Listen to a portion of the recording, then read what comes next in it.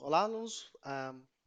Voltando então ao nosso vídeo, então eu estava terminando a minha fala e o vídeo acabou, mas é interessante observar que a carga tributária do Brasil ela é elevada, né? Ele é menor do que, por exemplo, da Dinamarca, que tem 48% do PIB, né, que acaba sendo carga tributária. Todavia, a carga tributária do Brasil ela é demasiado elevada pela qualidade de serviço que o sistema público lhe oferece para nós, ou seja, né, a nossa saúde pública, a nossa educação pública, tudo que é público no Brasil, infelizmente, ele tem, né, uma qualidade de prestação de serviço baixa. E aí, então, a gente fica, de fato, assim, perplexo de pagar tanto, né, e ter um retorno tão, tipo, mediano, para não falar ridículo, né, que é o caso de alguns serviços prestados aqui no Brasil, né. Veja bem, então, uma questão é que fica claro, né, falando sobre essa questão, é que essa diferença, né, ah, de s- entre ricos e pobres, né, no Brasil, e para o além disso, a péssima qualidade que dos serviços prestados em determinados países, o exemplo deles é o Brasil, devido à carga tributária elevada, que ela cria um abismo entre as populações mais ricas e mais pobres, vai acentuando esse abismo, porque a qualidade, por exemplo, de educação, ela é tão ruim, por exemplo, em alguns casos no Brasil, que, por exemplo, a pessoa que tem dinheiro na família, ela vai lá, começa, investe, investe, investe, né, naquela criança desde quando ela é, desde a pré-escola, e é automático que ela vai desenvolver uma carreira de uma forma mais fácil, ela vai ter mais habilidades, enquanto que aquele que estudou numa escola ruim, né, que o professor tá lá ganhando mal, desmotivado, o cara vai lá e falta, e sabe, assim, vocês sabem disso, eu sou muito crítico comigo mesmo e com os professores. Eu acho que a gente precisa avançar muito, sabe? O professor, ele é mal remunerado, mas também algumas vezes ele deixa a desejar. Isso é explícito.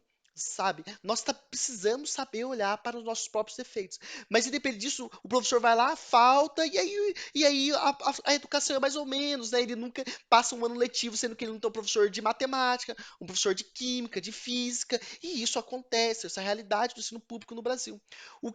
Qual é a consequência disso? Uma pessoa mal formada, falta habilidade. E aí não adianta esse jovem, que é o jovem da classe média, da classe C, D e E, que não tem condição econômica que para competir com uma pessoa que tem grana, pagava-se no ensino médio 10, 15 mil reais por mês no colégio. É impossível, sabe? É injusto. É por esse motivo que aí entra o papel do Estado. Nós precisamos sempre, na hora de votar, esse ano tem eleição. Nós precisamos observar em quem nós estamos votando. Nós precisamos conhecer os nossos candidatos. O grande problema é que às vezes a pessoa diz que tem bem intencionado e depois também faz uma papagaiada, faz uma série de palhaçada. Isso aí é natural também, não tem como a gente controlar o indivíduo. Mas é interessante, pelo menos, a gente tentar se informar e votar da primeira vez certo. Muitas das vezes a pessoa fala, ele votou no Bozo lá, não sei o quê, ele votou no Haddad, ele votou no Bárbaro, no Lula, ele votou na Dilma, ele votou. Sabe, a gente não tá aí para acusar ninguém, sabe? Pelo menos a pessoa naquele momento, ele achou que estava tomando a decisão certa. E a pessoa que votou, né, e viu assim, pô, esse cara tá fazendo um péssimo governo, nada impede ele de, basicamente, não se arrepender, né, mas analisar, viu que votou errado e depois na próxima eleição buscar um candidato melhor. É muito importante que nós tenhamos essa noção da política, essa política que vai basicamente diminuir as diferenças de desigualdade de renda no Brasil. Uma outra questão também que tem atingido bastante o Brasil, né, nesses últimos tempos e que tem atrapalhado um pouco a distribuição da renda é o desemprego estrutural. O que tem acontecido no Brasil ultimamente é que, no primeiro momento, as atividades fabris, né, fábrica, setor secundário, ela passou a demitir por causa da substituição de trabalhadores manuais por máquinas, robôs, todos automáticos. E agora nós estamos observando o mesmo panorama que aconteceu no passado lá na indústria, nas atividades industriais e fabris, no setor de serviços. Então, basicamente, hoje você vai ao shopping, não necessariamente você precisa pagar para o caixa. Você tem aqueles totem que você insere seu cartão de estacionamento, depois você insere o cartão de débito e crédito, você paga, sem precisar ter o contato direto com o caixa. Nós temos muitas portarias agora que estão demitindo seus porteiros e tem uma central que fica atendendo ali 10, 15 prédios ao mesmo momento. Quando você aperta aquele telefone, aquele interfone, cai direto numa central. Então você imagina, você substitui um operador de informática, né, que liga uma espécie do porteiro eletrônico por 10, 15 porteiros que existiam ali antigamente nesses prédios e rodavam turnos. Então, basicamente, nós temos muitos atores que atrapalham um pouco o desenvolvimento, né, econômico, social e que criam disparidade de renda. Nós temos problemas que são essencialmente do capitalismo, que ele é um sistema que essencialmente cria desigualdade. Nós temos a ação tributária que cobra imposto de forma equivocada no Brasil, de forma indireta.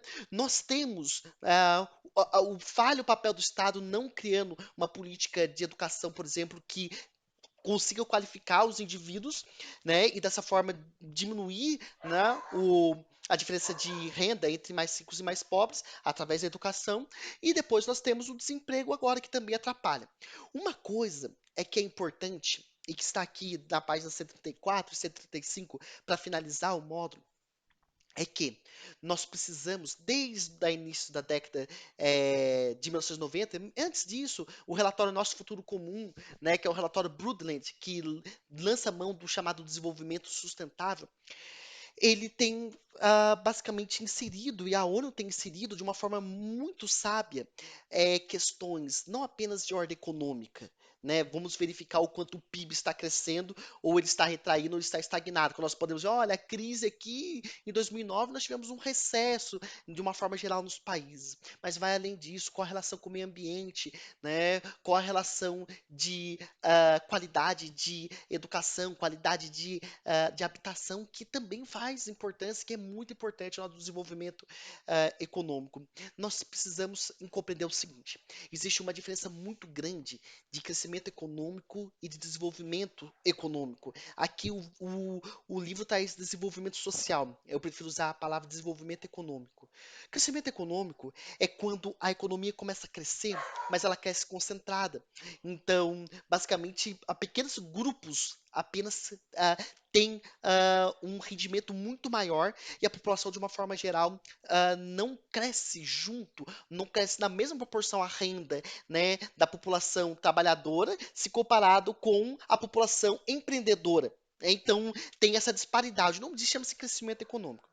O desenvolvimento econômico é quando crescem no mesmo ritmo os trabalhadores e os empreendedores. Isso é desenvolvimento social, porque conforme mais um indivíduo ganha, mais ele gasta, então mais renda ele tá, mais dinheiro está circulando na economia, mais empregos ele está gerando, porque toda vez que você vai lá no shopping e vai comprar um sapato e a outra família faz isso e outra família faz isso, você está literalmente dando mais lucro para o dono da loja de sapato. Todavia, ele precisa contratar o trabalhador, ele precisa contratar o vendedor para te atender. E aí, então, ele está pegando a parcela daquela renda que entra para ele, ele está pagando, né, em forma de salário para outros indivíduos. Ou seja, a economia como um todo cresce.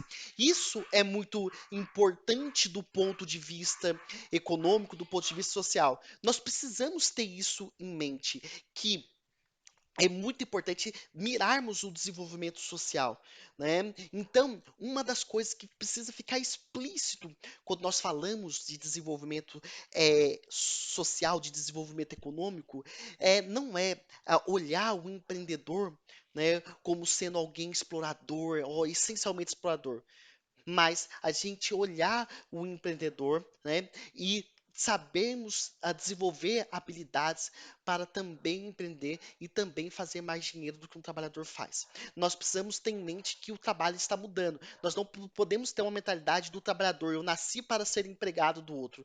Nós temos que, a partir de agora, para diminuir essa desigualdade social e crescer economicamente, pensar com a cabeça de um empreendedor. O empreendedorismo melhora